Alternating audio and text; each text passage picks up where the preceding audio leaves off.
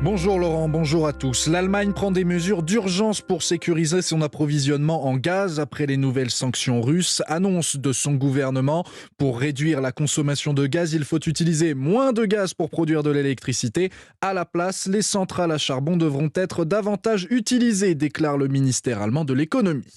Un conflit ukrainien qui pourrait bien durer des années, selon le secrétaire général de l'OTAN, Jens Stoltenberg. Il réaffirme ce matin au journal allemand Bild le soutien de l'organisation à Kiev. Nous ne devons pas faiblir dans le soutien à l'Ukraine, même si les coûts sont élevés, a-t-il déclaré. Il évoque notamment les dépenses militaires, mais aussi la hausse des prix de l'alimentaire et de l'énergie.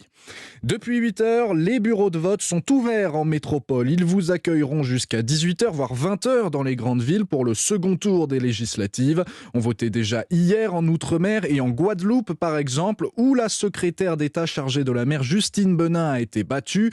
Selon la règle énoncée avant l'élection par Emmanuel Macron, elle devrait donc quitter son poste au gouvernement. Le pic de chaleur s'atténue, fin de la vigilance rouge canicule dans les 14 départements concernés. Aujourd'hui, 50 départements restent en vigilance orange, canicule ou orage. Cela concerne une diagonale partant du centre jusqu'au nord-est. À Canjuers dans le Var, l'incendie provoqué par un tir d'artillerie dans un camp d'entraînement de l'armée est toujours en cours. Il a déjà ravagé près de 600 hectares de végétation.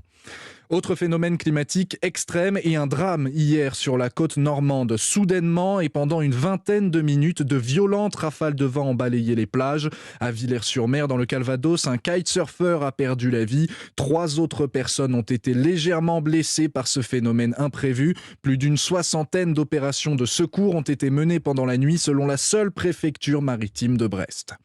Petite révolution pour Apple. Aux États-Unis, les employés d'un magasin de la marque à la pomme ont voté pour la création d'un syndicat. Une première pour l'entreprise qui a jusqu'ici toujours réussi à décourager les tentatives de syndicalisation. En sport, la France a un nouveau champion du monde de natation. Léon Marchand, à 20 ans seulement, il s'est imposé en finale des mondiaux de Budapest sur 400 mètres 4 nages. Côté rugby, on connaît les 2 finalistes du top 14 après la victoire de Montpellier contre l'Union Bordeaux-Bègles hier soir à Nice. La finale aura lieu au Stade de France vendredi prochain. Un peu de patience pour le Grand Prix de Formule 1. Il se tient à Montréal, au Canada, et sera donc à suivre à partir de 20h, heure française. Et puis, quintet du jour, direction Chantilly cet après-midi. 18 partantes puisque c'est le prix de Diane aujourd'hui, réservé aux pouliches.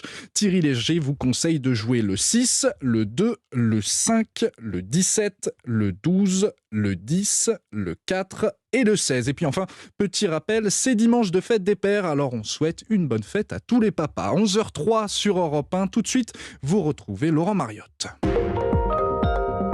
Europe 1.